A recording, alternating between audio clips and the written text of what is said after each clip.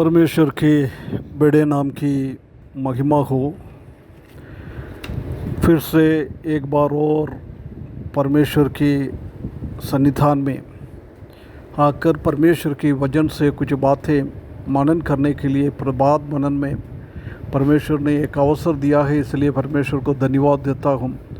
सबको प्रभु यीशु मसीह के नाम से जय मसीह की। पिछले दिनों में हम निर्गमन की किताब 12वें अध्याय से कुछ बातें मनन करके आया था। सबसे पहले हमने देखा था कि वो पेसह का मेमना का बलि वो अभी महीने का 10वें दिन में उसको चुन लिया है और 14 तारीख को उसको बलि चढ़ाया है। ये समय हमारा प्रभु यीशु मसीह का भी बलि उसी दिन में उसी टाइम में हुआ है। ये बात को हमने कल देखा है। आज हम थोड़ा इसको देखें। ये मेमना निर्दोष होना चाहिए।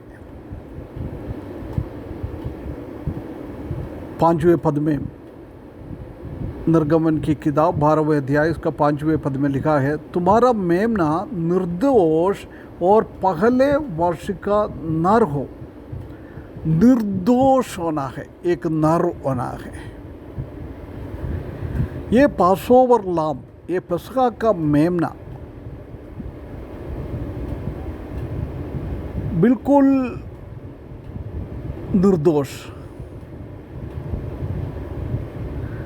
निर्दोष है तो ही उसी को बलि चढ़ाना है। कोई भी उसी में कमी घटी है वो ये बलि के लिए वो योग्य नहीं है। इसलिए वो 10 तारीख को उसको अलग किया है।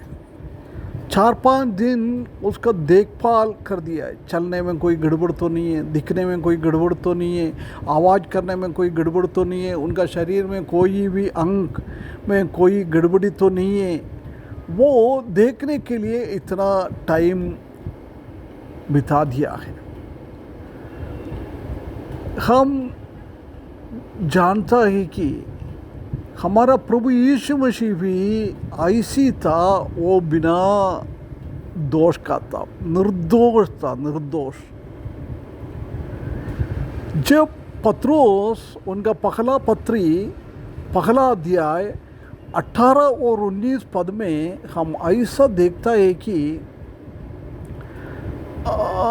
हमको परमेश्वर ने छुटकारा कोई नाश होने वाला वस्तुओं के द्वारा नहीं है, चांदी और सोना के द्वारा,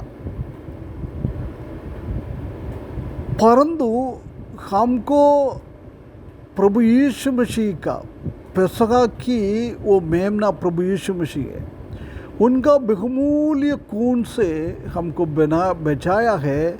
वो मेमने में कोई दोष है नहीं है, कोई कमी नहीं है, कोई घटी नहीं है। ऐसी प्रभु यीशु मसीह का निर्दोष खून से हमको छुटकारा दिया है। देख कैसे ये इस्राएली लोगों को फरो का अधीनता से और उनका पकलौटा को मारने से बचा लिया है।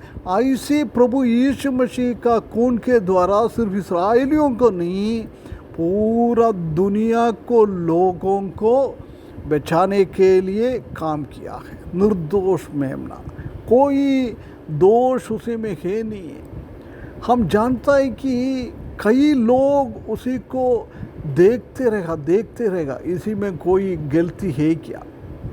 ये हमेशा महायाजक और इस्राएली लोग के नेता लोग और संगद्रीन संघ ये प्रभु यीशु मसीह के पीछे ही चलता था, इसी में कोई दोष है क्या देखने के लिए, परंतु उन लोगों को कोई भी दोष उसमें मिल नहीं पाया। आखिरी में जब ये यहूदी लोग प्रभु यीशु मसीह को रोमा सरकार के नेता को, गवर्नर के सामने दिया है।